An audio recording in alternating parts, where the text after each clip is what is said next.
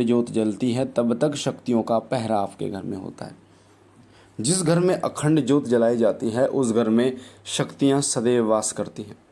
जिन लोगों को नहीं पता उन लोगों को मैं बता दूं कि जिस घर में अखंड ज्योत जलाई जाती है कुलदेवी और कुलदेवता सबसे पहले अगवानी करते हैं उस घर की।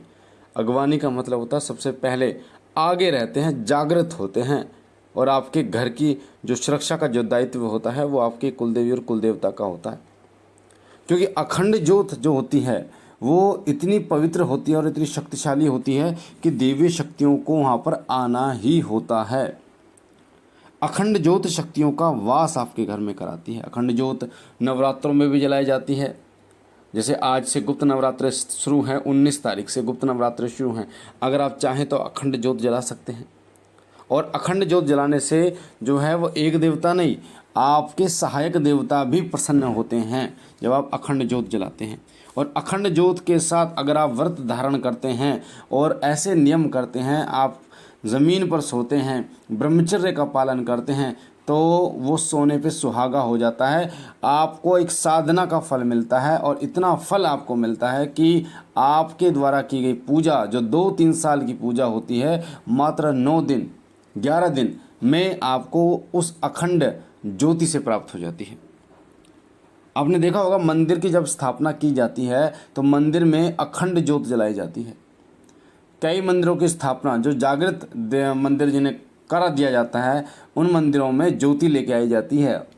जैसे माता वैष्णो के मंदिर बनना तो माता वैष्णो देवी के जो मेन दरबार है उनका सिद्धपीठ दरबार है, वहाँ से ज्योति लाई जाती है। भगवान शिव के दरबार है, वहाँ से ज्योति लाई जाती है। माता काली का दरबार है, माता के सिद्धपीठ दरबार से ज्योति लाई जाती है। और वो ज्योति उस स्थान पर स्थापित की जाती है जिस स्थान पर मंदिर बनना है, और उस ज्योति को अखंड जलाया जाता है। लगभग 41 दिन तक अखंड जलाया जाता है। तब उस स्थान को जागृत माना जाता है। उस स्थान में शक्तियाँ आती हैं, उस मंदिर में देवी शक्तियों का आगमन होता है। मूर्ति की जो प्राण प्रतिष्ठा होती है उसमें तो देवी तत्व आता ही है, पर उस मंदिर में जो प्राण प्रतिष्ठा होती है वो अखंड ज्योति के द्वारा होती है, क्योंकि अखंड ज्योति के द्वारा वहाँ पर देवी शक्तियों का आगमन होता है। जब आप देवी शक्तियों का आवाहन करते हैं तो वो अखंड ज्योत से ही आते हैं। देवता के गण जब आपको प्राप्त होते हैं, दूत जब आपको प्राप्त होते हैं, वो अखंड ज्योति के द्वारा प्राप्त होते हैं सबसे ज़्यादा।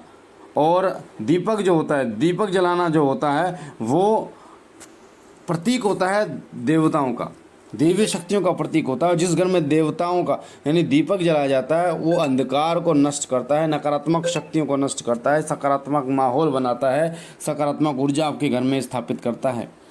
जो स्थान जहाँ पर आपने अखंड दीपक जला रखा है वो स्थान स्वयं में जागृत हो जाता है, और इतना जागृत हो जाता है कि अगर कोई व्यक्ति जिसको नकारात्मक शक्ति है अगर वो आपके घर में भी प्रवेश करता है तो पहली बात तो वो नकारात्मक शक्ति उस घर में प्रवेश नहीं कर पाएगी, और दूसरी बात वो कि अगर वो प्रवेश करेगा ना वो व्यक्ति, तो वो शक्ति हाजिर हो जाएगी उस व्यक्ति के ऊपर और वो खेलना शुरू हो जाएगा। तो अखंड दीपक का जो महत्व होता है वो बहुत ज़्यादा होता है, आपको समझना चाहिए अगर आप अखंड दीपक जलाते हैं अपने इष्ट का। अब अखंड दीपक कब जलाना चाहिए ये बहुत महत्वपूर्ण है। आपके जो इष्ट हैं उनके विशेष दिन पर आप शुरू कर सकते हैं अखंड दीपक जलाना। जैसे मेरे बाबा भोलेनाथ है तो मैं सोमवार के दिन से शुरू कर सकता हूँ।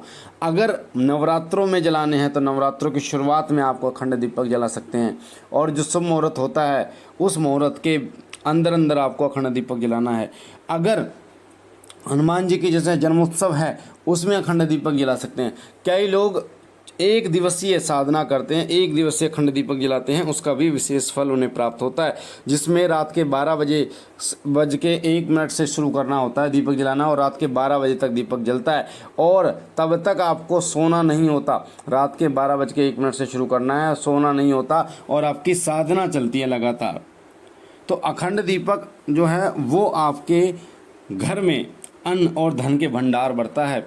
और भगवान विष्णु स्वयं कहते हैं जिस घर में दीपक जलाया जाता है उस घर में मैं माता लक्ष्मी के साथ वास करता हूँ। उस घर में माता अन्नपूर्णा आपके घर में वास करती है। नकारात्मक शक्तियों का जो है वो दमन उस घर में होता है, और अपने भक्तों पर कृपा जो है वो आपके इष्ट देव करते हैं।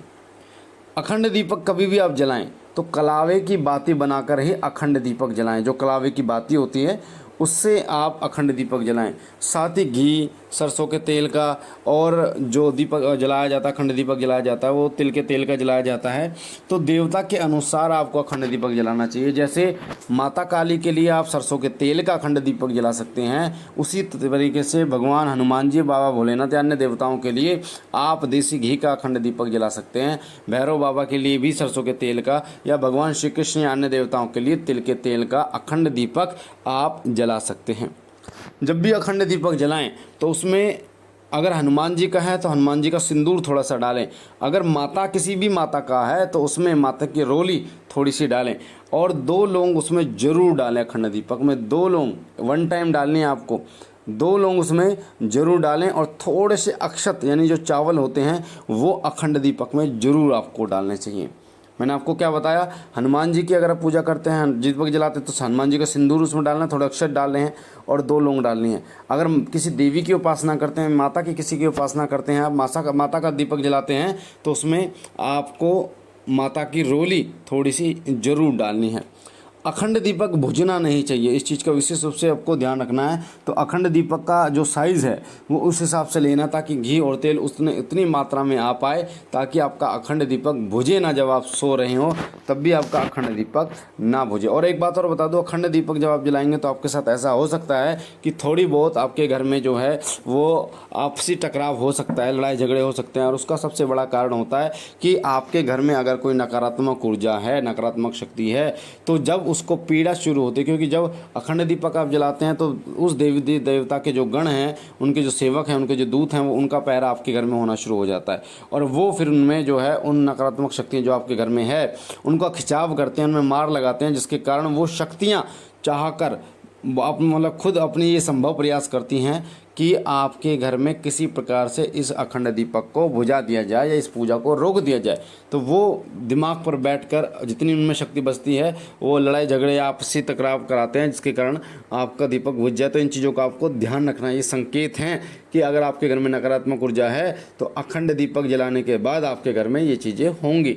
और ऐसा नहीं है कि पूरे 11 दिन या जब तक आपने जला जब होंगे, ये एक दिन में होगी और उसके बाद शांत हो जाएगी। एक 2 बार होगी, उसके बाद शांत हो जाएगी। तो आपको इन संकेतों को भी समझना चाहिए। बाकी मैं यही कहना चाहूँगा, अखंड दीपक जलाइए। और अखंड दीपक जब लास्ट उनका दिन होता है, यानी 11 दिन तक आपने जलाया, तो 11वें दिन तक उसे जलते रहने दीजिए, बुझाना नहीं है हाथ से। कभी आप सोचो कि 11 दिन तक आपने जलाना था, बुझा देता हूँ, बुझाना नहीं होता कभी भी वो दीपक आपको। और जब अखंड दीपक पूर्ण हो जाए तो प्रसाद जरूर बांटें। और भोग जो अपने इष्ट देव को रोजाना लगाना है आपको, 2 लोगों का भोग रोजाना, और जो भी आपके पास मिष्ठान है उसका भोग रोजाना आप लगाइए। रोजाना सुबह 2 लोगों का भोग लगाइए, उसके बाद फिर मीठा कुछ उनके जैसे मिश्री हो गई, मीठा जरूर उनका भोग लगाइए। और सुबह शाम भोग लगा सकते हैं आप 2 लोगों और मीठे का, आपकी इच्छा है। तो आप देखेंगे कि आपके इष्ट देव की कृपा आपको कितनी मिलनी शुरू हो जाती है। बाकी मुझे आशा है जानकारी आपको पसंद आई होगी। पहली बार चैनल पे है तो चैनल को लाइक कीजिए, शेयर कीजिए और सब्सक्राइब कीजिए। शिव कृपा परिवार के साथ जुड़िए। बाबा भोलेनाथ आप पर कृपा करें, आपके घर परिवार पर कृपा करें। एक बात और बता दूं कि ऐसे लोग हैं जो भगवान शिव की फ़ोटो लगाकर जो हमारे चैनल पर लगी हुई है और शिव कृपा गुरुजी के नाम से कहकर और अपना नंबर डाल रहे हैं और लोगों से पैसे ले रहे हैं, तो ऐसे लोगों से सावधान रहिए। अभी तक हमने किसी को नंबर नहीं दिया है और ना किसी से मैं पैसे लेता हूं।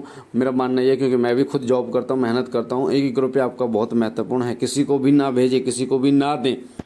बाकी बाबा भोलेनाथ आप पर कृपा करें, आपके तमाम सपनों को पूर्ण करें। हम मिलते एक नई जानकारी के साथ, तब तक के लिए ओम नमः शिवाय, ओम नमः शिवाय, ओम नमः।